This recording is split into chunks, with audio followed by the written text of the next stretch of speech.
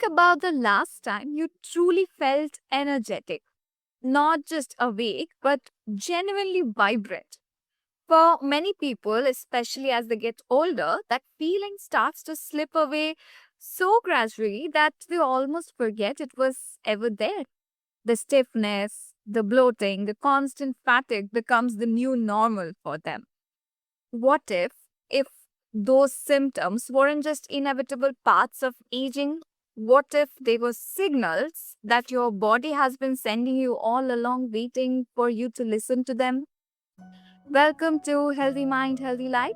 I am Shrimeta, and this is where we explore the real practical ways to care for your mental and physical well being without the noise and overwhelm. And today we are talking about something that affects millions but gets far less attention than it deserves: chronic inflammation and how it quietly steals our vitality. And joining me tonight is Lavern Dennis. Lavern, thank you so much for joining us tonight.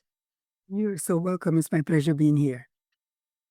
And listeners, Lavern is someone who works with people navigating those chronic symptoms like joint pain, bloating, and fatigue, and helps them reclaim the vibrant health and independence they thought they had lost for good.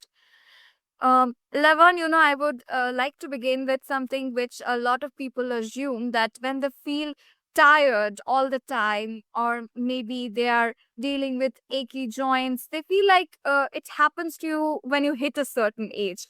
But do you think that's really the case, or there's something else we don't look into? Great question. And no, it is not some. It has nothing to do with age. One thing I always want to remind people is that we should not let age define us. In chronic inflammation and discomfort are signals that something is going on inside the body. And so when you start having joint pains and you're having the fatigue and the bloating and all this stuff, it's not age. It means that something is happening and it needs to be addressed before it blooms into something out of control. So what I always tell my clients is, first I need to find out from them if they believe that this can change, because mindset, belief is so very important in making any type of lifestyle transformation. So we start with the mindset and getting them to understand that it's not an overnight fix. It's a process. So as even though that process started a while ago, people might have said, oh, it was just a couple weeks. It started a while ago. And sometimes it's a little quieter for others, but it's a process. And so I move my clients step by step by step so that they can experience lasting results. And what that looks like is the diet. That's the first thing that we're looking at. That's the second thing besides the mindset we're looking at, because diet plays such an important role in our lifestyle, in the way we age, the things that we do, that the way we move. And then there's exercise, movement, whatever that is for that person. I of myself do different types of exercises, but people are different. They have different needs. And so what I would do is encourage them, find out what it is that works best for them, and encourage them to do that thing or add a few other things to that if they're open, a couple times a day. And definitely sleep. You want to be able to make sure that you're getting this restorative sleep so your body can repair while it's resting. That's when the body does most of its work, while we're resting. And if you're not giving it the opportunity to take care of itself, then yes, it leads to challenges. And last but not least, is definitely stress management. Try to keep your stress levels down. Absolutely. And you brought the and stress management.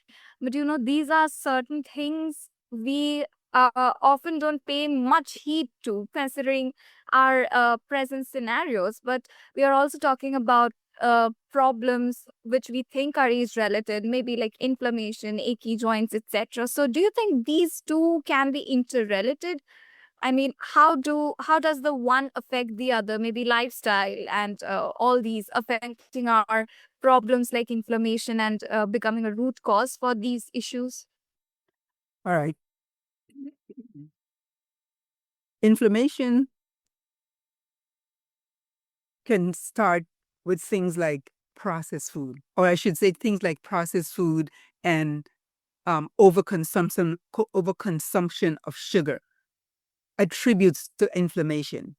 And if these are the things that if this is a part of your everyday cycle, then those things need to be reduced for sure. I always tell my clients, it's not for me, I promote a whole food plant-based diet. And basically what it is, it's eating colorfully so that your body will be getting all the nutrients from those colorful fruits and vegetables to decrease the antioxidant load. Now, I mean to decrease the free radicals, the antioxidants is going to help to decrease that. And also processed food, minimal processed food and minimal animal product. And what your animal product should look like is lean protein. Whichever protein you choose to have, but make sure it's lean protein.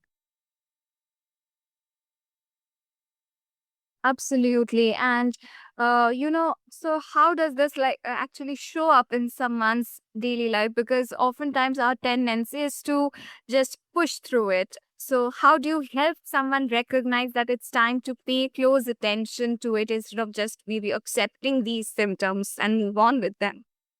Well, again, first it goes back to their mindset. Are they ready? Because you have to be ready. You have to be ready to start making those changes. And what I do, I encourage them I encourage them to start making changes in the diet. Because if you're feeling fatigue and bloated and brain fog, then something is going on. Let's start making some changes in the diet to see how that's going to affect you. And I'm going to use one of my clients, who he didn't have any conditions that you could find in the textbook. He was just his wife said that he was not present when he was there. And so what we did, I just made some changes in his diet.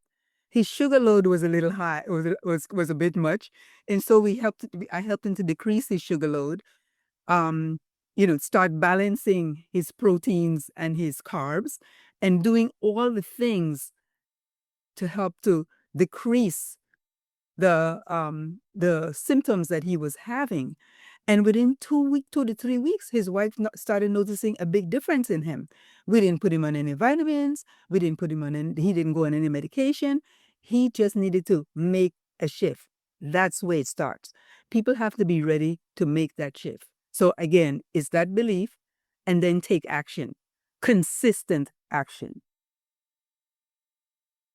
Absolutely. And you mentioned very correctly that it's a lot to do with our mindset and consistent action and to learn to notice what's been there all along. I think that's where the real change begins. Mhm. And Lavan, you talk about people becoming the CEO of their own bodies. So, how does this actually look like in practice, or where does someone start if they have been handing that role to, let's say, everyone else for years instead of taking up to themselves? Right. Great question. Being the CEO of your own body, you have to take time for yourself. I always say you cannot give from an empty cup. You have got to be able to take time for yourself and do the things that you need that needs to be done to keep you fulfilled so you can continue to serve others. What that looks like is start listening, our body will always speak to us. So we have to listen.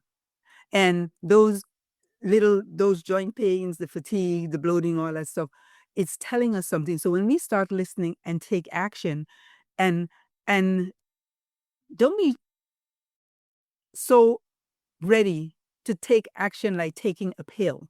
Sometimes it just needs a change in your diet, a change in your movement, a change in your thinking. So when I say being the CEO of your own body, we have to listen. We have to listen, and then we definitely have to advocate, because sometimes we go to our doctor and they're telling us one thing. We have to explain and ask questions. It is so very important that we ask questions. It doesn't mean that you're being um some people say being a difficult patient. It's not a difficult patient. It's a concerned patient, a patient who wants to be informed. So ask questions. Those are the things that we do when we are taking charge of our health and our body and being the CEO of our bodies. That's such a good reframe and a good way to look at it. And it's always about to be curious, to ask the questions that are needed, because definitely we need it for ourselves. And Lavan, how do, because progress is definitely not going to happen in a straight line. So though change might look exciting in the beginning, it might just not be that progressive eventually, or maybe not always it's going the way we want the graph to be up as always. So how do you encourage people to stay grounded and keep moving forward, especially when they have rough patches or when it feels like they're going backward? Well, that's where I come in as a coach. Accountability. You definitely need, some people might say they can do this by themselves, and they do. But a lot of people need that support. Just someone to guide them and hold their hands and tell and encourage them. And know, like this life is not linear. You will fall off the wagon. But what's most important is not the fall, is the getting back up. So, having the accountability person there to support you through the fall, the break, whatever, and just to get up and keep moving is what's needed. What's going to make the change. That is where the consistency comes in, because life happens, but we have to continue moving forward on the path. Absolutely. And I think that's what's most important. And learning our body's language and whatever it's trying to communicate to us is the first thing and the most powerful thing we can do for ourselves. Yes. Totally. Laman, thank you so much for having this conversation with us. It was really great talking to you. And if any of our listener who is listening to this wants to learn more about your work, or maybe to hear you explaining on this further, where do you suggest they find you? I am at Your Turning Point in Wellness.com. I'm also on Facebook at Lavern Dennis .39, or just Lavern Dennis. I think I'm missing a dot there someplace. And I am on Instagram. Most of my Facebook information floats across the Instagram. Absolutely. I would definitely recommend our listeners, please go have a look, because uh, you would be I'm sure this would be of much help to learn more about this, because learning your body's language is very important. I'm sure Lavan will be helping you with that a lot. Thank you so much, Lavan, for being here today and for the work you are doing. And to all our listeners, please remember that healing doesn't mean you are doing everything perfectly all at once. It just means listening to your body a little more closely and honoring what it's telling you, and taking one small step at a time, because that's how a real lasting change begins. And to stay consistent with that, Yes. definitely adding to it. Yes. Please take care of your minds, and until the next time, take care of yourselves, your life, and listen to what your body has to say to you. I will meet you in another episode of Healthy Mind, Healthy Life very soon.